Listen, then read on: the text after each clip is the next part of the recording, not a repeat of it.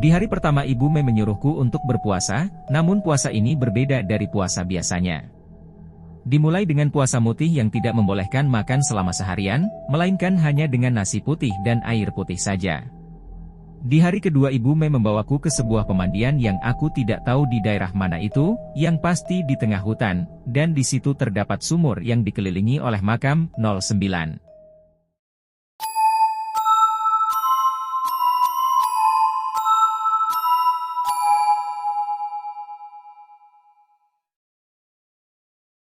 Assalamualaikum warahmatullahi wabarakatuh. Kembali lagi bersama saya di channel Danger Zone.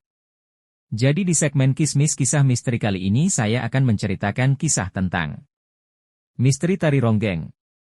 Sebelum masuk ke ceritanya, alangkah baiknya kalian dukung channel kami dengan cara subscribe, like, comment, and share ke teman-teman kalian semua, agar kami lebih semangat lagi untuk membuat video-video yang lebih menarik lagi.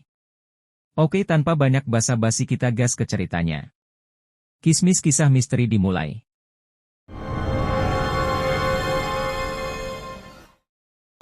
Dari kecil aku sangat suka menari, bahkan orang tua yang mendorongku untuk menyukai menari.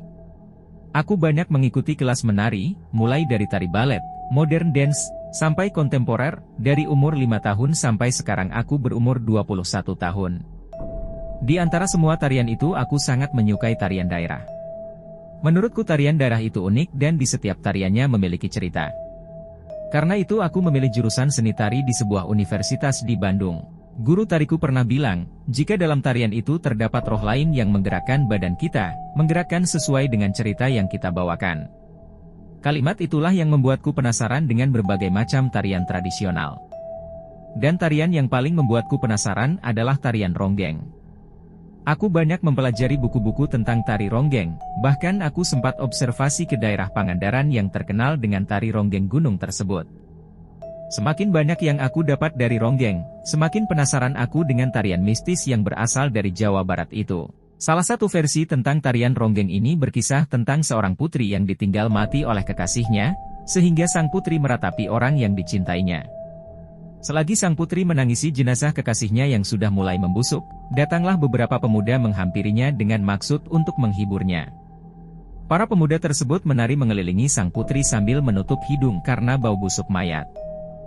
Lama-kelamaan sang putri akhirnya ikut menari dan menyanyi dengan nada melankolis. Mungkin awal kemistisan tarian ini adalah saat tari ronggeng dipakai untuk membalas dendam, sehingga seolah-olah tarian ini berbau mistis kematian, dan hal tersebut menjadi salah satu inspirasiku. Ceritanya dimulai ketika aku mendatangi guruku, menanyakan tempat di mana aku bisa belajar tarian ronggeng. Awalnya guru kesenian melarangku untuk mendalami tarian itu. Dia bilang tarian itu bukan tarian biasa karena harus kuat mental juga kuat iman. Ronggeng bukanlah tarian sembarangan, ronggeng membutuhkan ilmu kebatinan. Tetapi aku tetap memaksanya untuk memberitahuku di mana aku bisa belajar tarian itu. Aku bilang kalau aku siap dengan semua yang akan terjadi. Mendengar pernyataan dariku, guruku akhirnya menyerah juga. Dia memberikan sebuah alamat temannya yang berada di daerah Garut. Guruku bilang kalau Ibu Mei ini adalah seniman ronggeng yang sudah tua dan tidak menari lagi. Dengan penuh tekad akan belajar ronggeng, akhirnya aku mencari Ibu Mei ke Garut. Setelah bertanya sana-sini, akhirnya aku menemukan tempat di mana Ibu Mei tinggal. Tanpa bertanya apapun Ibu Mei langsung menyambutku, dan entah dari mana dia mengetahui maksudku datang ke sana. Setelah mengobrol banyak tentang ronggeng, akhirnya Ibu Mei bersedia untuk mengajariku. Dia bilang dalam waktu 3 hari jika aku serius, maka aku akan bisa menguasai tari ronggeng. Aku pun menyanggupinya. Ibu Mei menyuruhku untuk tinggal selama 3 hari di rumahnya. Ibu Mei bilang kalau beliau akan mengajariku secara khusus. Ibu Mei adalah perempuan setengah baya. Di rumahnya aku melihat banyak foto-foto ketika beliau masih menari. Beliau bilang, kalau beliau adalah penari ronggeng pada masa penjajahan Belanda lalu dan biasanya ia dipanggil untuk acara hiburan bangsawan pada zaman dulu. Bahkan dia bercerita kalau dia pernah menari di depan tokoh-tokoh Belanda yang terkenal. Aku jadi semakin yakin untuk belajar ronggeng dari Ibu Mei ini. Di hari pertama Ibu Mei menyuruhku untuk berpuasa, namun puasa ini berbeda dari puasa biasanya. Dimulai dengan puasa mutih yang tidak membolehkan makan selama seharian, melainkan hanya dengan nasi putih dan air putih saja. Di hari kedua Ibu Mei membawaku ke sebuah pemandian yang aku tidak tahu di daerah mana itu, yang pasti di tengah hutan, dan di situ terdapat sumur yang dikelilingi oleh makam.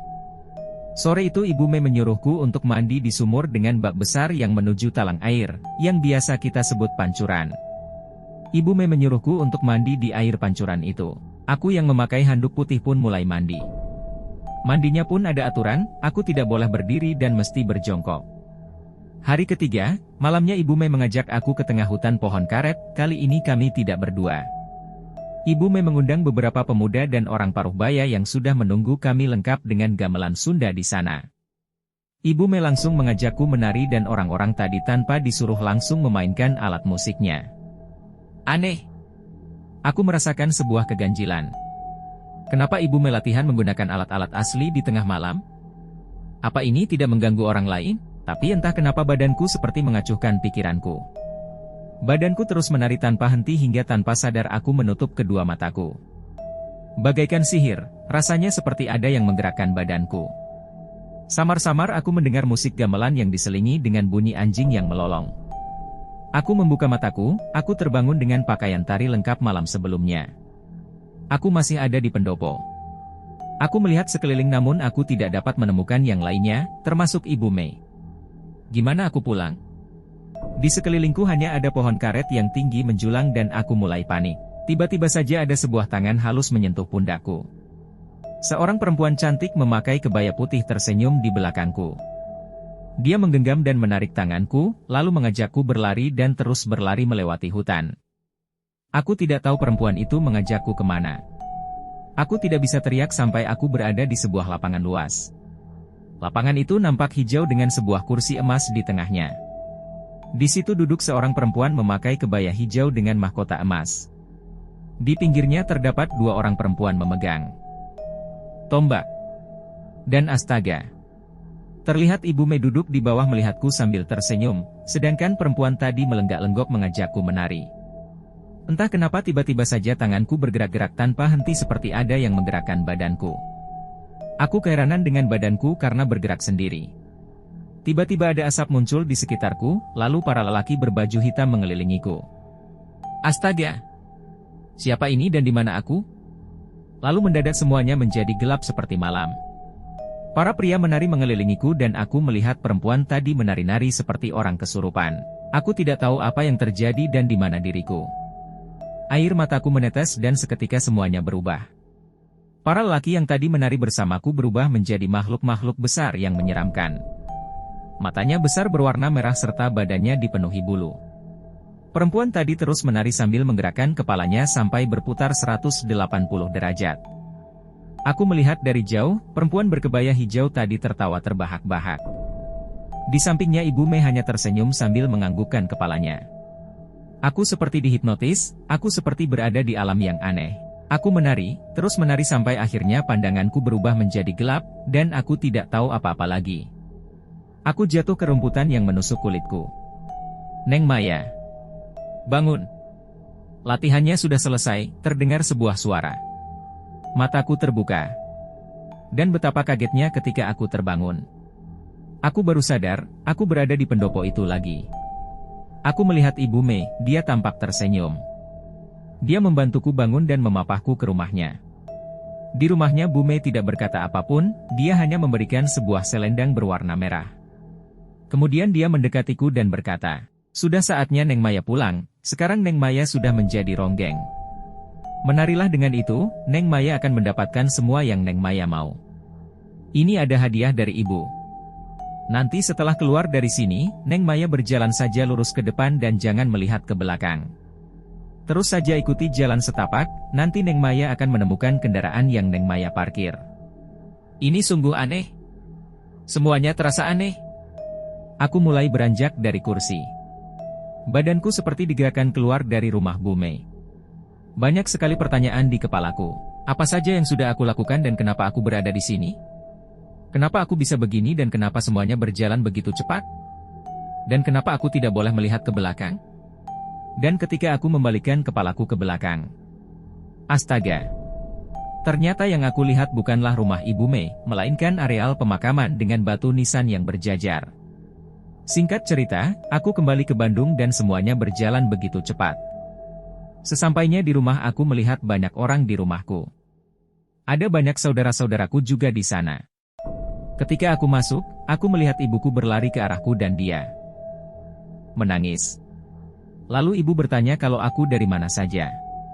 Dan satu pernyataan yang membuatku terkejut luar biasa, saat ibuku berkata kalau aku sudah dilaporkan hilang selama 1 bulan. Aku hanya diam mematung tidak bisa berkata apa-apa. Setelah itu aku dibawa ke seorang ustadz untuk diobati. Dari situ aku baru sadar bahwa tari ronggeng itu benar-benar mistis. Yang mengajariku bukanlah penari, tapi makhluk gaib. Setelah beberapa bulan akhirnya aku benar-benar menjadi seorang penari ronggeng profesional. Entah kenapa banyak orang yang memuji tarianku. Namun buatku itu adalah suatu hal yang sangat rahasia. Karena ketika aku menari ronggeng, yang menari bukanlah aku, melainkan roh penari ronggeng zaman dulu yang mengikuti dari Desa Ranca, Garut itu. Setelah mencari informasi ke sana-sini, aku baru tahu dari guru kesenianku, kalau sebenarnya yang bernama Ibu Me itu adalah jelmaan seorang putri dari kerajaan Garut yang pintar menari ronggeng. Makanya guru tari melarangku, karena ronggeng bukan tari sembarangan. Ronggeng adalah tarian mistis, dan guru tariku juga bilang jika ada orang yang mempunyai indera keenam, maka mereka akan selalu bilang bahwa aku menari tidak sendiri, melainkan bersama seorang putri berkebaya hijau dan bermahkota emas. Oke, mungkin segitu saja cerita yang bisa kami sampaikan. Mudah-mudahan dapat menghibur kalian semua. Dan jangan lupa ikuti kami terus ya. Wassalamualaikum warahmatullahi wabarakatuh.